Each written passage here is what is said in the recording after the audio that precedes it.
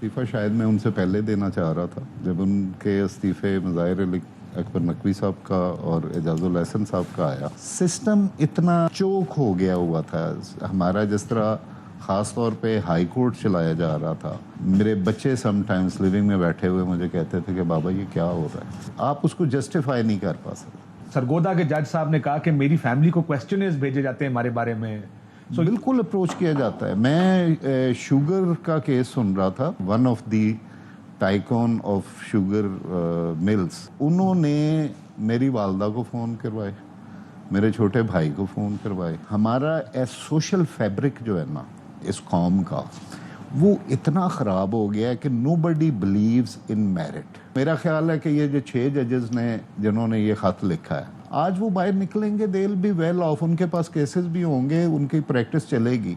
जब हम ऐसे लोगों को ले आते हैं जिनको नौकरियों का खौफ होता है, मेन पोस्ट पे बैठे हुए हैं, और वो सच इसलिए नहीं बोलते कि उनकी नौकरी चली जाएगी। तो आप कहते हैं कि इस्लामाबाद हाईकोर्ट के जज, क्योंकि उनको नौकरियां नहीं चाहिए, तगड़े लोग हैं, और हमें ऐसे ही जज चाहिए, हमें ज़हनी गुलाम नहीं चाहिए। इस्टेब्लिशमेंट ने मेरे साथ 2 दफ़ा इंटरेक्ट किया है, एक वो भी दोनों इनडायरेक्टली। मैसेज आया कि जी कोई साहब हैं, वो चिड़ियाघर से, वो कर्नल साहब हैं, वो आके तो आपको मिलना चाहते हैं। मैंने कहा जी ये जुडिशल काउंसिल हो जाएगी तो फिर मुलाकात शायद मैं कर लूँ, अभी नहीं मैं कर सकता। एक केस उसमें था कंटोनमेंट के इलेक्शंस का, तो वो मैंने सुन लिया और उसमें शायद मैंने 1-2 रिमार्क्स भी ऐसे दिए। एक गाड़ी मेरे पीछे लगाई जो इस पे टीवी पे भी हेडलाइंस पे भी चली, जो मेरे बिल्कुल, मुझे उस वक्त पता चला, जो बिल्कुल मेरे विंडो के साथ आके उसने बोनट रख के ज़ोर ज़ोर से हार्म किए। मैंने देखा तो ड्राइवर को, मैंने समझा शायद इन्हें कोई गलत ओवरटेक किया, तो कोई बंदा इरिटेट होके ये कर रहा है। तो वो ड्राइवर कहता है जी ये तो हमारे पीछे बहुत दूर से लगा हुआ है। मैंने उससे कहा गाड़ी साइड पे कर लो, गाड़ी साइड पे की तो वो गाड़ी भाग गई। वो मैंने फिर फ़ोन किया उधर पुलिस जो है मोटरवे की, मैंने कहा इसको अरेस्ट करो, ये निकले ना। तो पता चला वो पेशावर चला गया है। आई कॉल्ड दी RPO, उसे फ़ोन करवाया, मैंने कहा ये बंदा मुझे अरेस्ट चाहिए और मंडे को मेरे सामने इसको लेके आओ।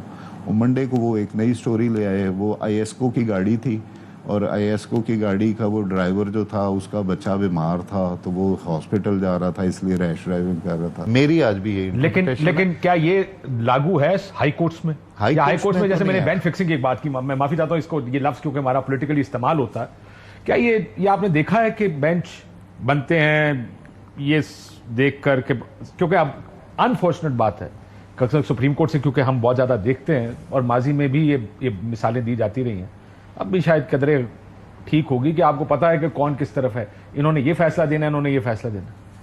वो जजेस हैं और अब जब बेंच बन जाएगा तो पहले पता होता है यार 3-2 का फैसला है, ये 2-1 का है, ये 4-1 का है, लार्जली पता होता है।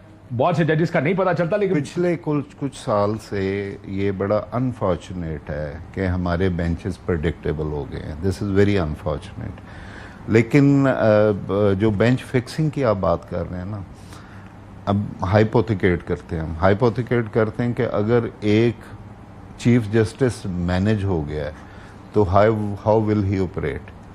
सारे के सारे जज का साथ उसके मिलना ज़रूरी नहीं है, उसको 3 से 4 जजेस चाहिए 5 मेंबर बेंच बनाने के लिए उसमें, और उसमें 5 मेंबर बेंच में भी 2-3 अगर उसके डोमिनेटिंग होंगे तो he can get desired. This is the loop hole. I am not saying कि ये चीफ जस्टिस किसी ने किया है, आई एम टेलिंग यू कि this is the potential in this system कि अगर एक चीफ जस्टिस मैनेज हो जाता है तो वो अपनी मर्जी के 3-4 जज जो हैं वो बनाएगा, उनके सामने लगाएगा, डिज़ायर्ड रिजल्ट ले लेगा।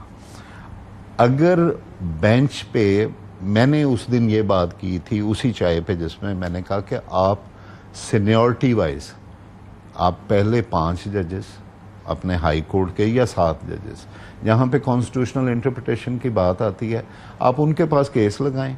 उनमें से अगर कोई रिक्यूज़ करता है, next man will replace him.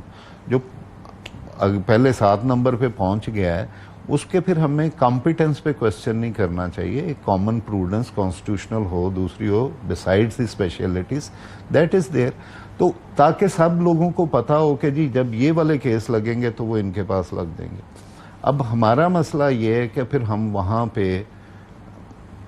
डंडी मार जाते। आपने इस्लामाबाद हाईकोर्ट के जजेस की बात की, आपने कहा उनको नौकरी चाहिए, ये होते जजेस पे हाईकोर्ट, लाहौर हाईकोर्ट में? देखिए, ये जैसे उन्होंने बात की है, पहली बात तो मैं ये करना चाह रहा था फॉर दीज 6 जजेस, उन्होंने जो लेटर लिखा है, उन्होंने लेटर इसलिए नहीं लिखा कि आप इनको बुला के इंक्वायर करें और इनके खिलाफ FIR कटाएं। This is not the letter. This letter is to the supreme judicial council. Institutional response क्या होना चाहिए? इंस्टीट्यूशनल रिस्पॉन्स, उन्होंने इंस्टीट्यूशनल गाइडेंस सीख की है। उन्होंने कहा जी ये वाकयात हैं, हम ऑलरेडी चीफ जस्टिस साहब को, इन जजेस को अप्रोच कर चुके हैं, और उससे पहले वाकया ये हुआ है कि सुप्रीम जुडिशियल काउंसिल ने शौकत अजीज सिद्दीकी साहब को बहाल करके पिछली वो सारी दे दी। अब शौकत अजीज सिद्दीकी साहब का क्या केस था कि उनके ड्राइंग रूम में 2 दफ़ा वो साहब आए और उन्होंने आके उनको प्रेशराइज किया, और उन्होंने उस प्रेशर को रिपेल करने के लिए बार रूम में जाके एक तकरीर कर दी। उस वक्त के जो उन्होंने कहा, जो सुप्रीम जुडिशियल काउंसिल थी, कि this is unbecoming of a जज ऑफ अ हाई कोर्ट, तो उनको उन्होंने सैक कर दिया। इन्होंने कहा कि जी टेक्निकली उनको पूरा मौका नहीं दिया गया, इन्होंने बहाल कर दिया। अब क्वेश्चन ये है कि एक हाई कोर्ट का जज बैठा है और वो ऐसी सिचुएशन में आ जाता है, हाउ वुड ही रिस्पॉन्ड? क्योंकि कोड ऑफ कंडक्ट जो बनाना है वो सुप्रीम जुडिशियल काउंसिल ने बनाना है। सुप्रीम जुडिशियल काउंसिल उसमें बता दे कि आप इस हद तक रिस्पॉन्ड कर सकते हैं, इस हद तक मैटर आप सुप्रीम कोर्ट को भेज दें या सुप्रीम जुडिशियल काउंसिल को भेज दें। जैसे अभी रिसेंटली आपके साथ कभी इस तरह का मामला हुआ? आपने क्या किया? कभी हुआ? पहले तो ये बताएं। मेरे साथ कोई इस तरह का डायरेक्ट नहीं हुआ। मैं एक तो मुझे पहले भी ये बड़ा सवाल पूछा है कि जी आपने इस्टेब्लिशमेंट के प्रेशर में किया है। इस्टेब्लिशमेंट ने मेरे साथ 2 दफ़ा इंटरेक्ट किया है, एक वो भी दोनों इनडायरेक्टली, नॉट डायरेक्टली। जब मेरी कॉन्फर्मेशन थी तो मुझे एक मैसेज आया कि जी कोई साहब हैं, वो चिड़ियाघर से, वो कर्नल साहब हैं, वो आके तो आपको मिलना चाहते हैं, is very happy with your report and everything. मैंने कहा जी ये जुडिशियल काउंसिल हो जाएगी तो फिर मुलाकात शायद मैं कर लूँ, अभी नहीं मैं कर सकता। उसके बाद ना कभी उन्होंने दोबारा मैसेज भेजा ना आए। दूसरी दफ़ा मैं यहाँ पे पिंडी बेंच में बैठ के कुछ केसेस सुन रहा था जिसमें आर्मी, ये एयर फोर्सेस सारी रिस्पोंडेंट थी।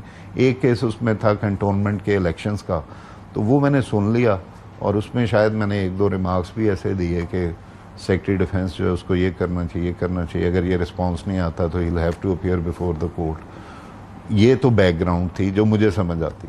बट एक गाड़ी मेरे पीछे लगाई जो इस पे टीवी पे भी, हेडलाइंस पे भी चली, जो मेरे बिल्कुल, मुझे उस वक्त पता चला, जो बिल्कुल मेरे विंडो के साथ आके उसने बोनट रख के ज़ोर ज़ोर से हार्म किए। मैंने देखा तो ड्राइवर को, मैंने समझा शायद इन्हें कोई गलत ओवरटेक किया, तो कोई बंदा इरिटेट होके ये कर रहा है। तो वो ड्राइवर कहता है जी ये तो हमारे पीछे बहुत दूर से लगा हुआ है। मैंने उससे कहा गाड़ी साइड पे कर लो। गाड़ी साइड पे की तो वो गाड़ी भाग गई।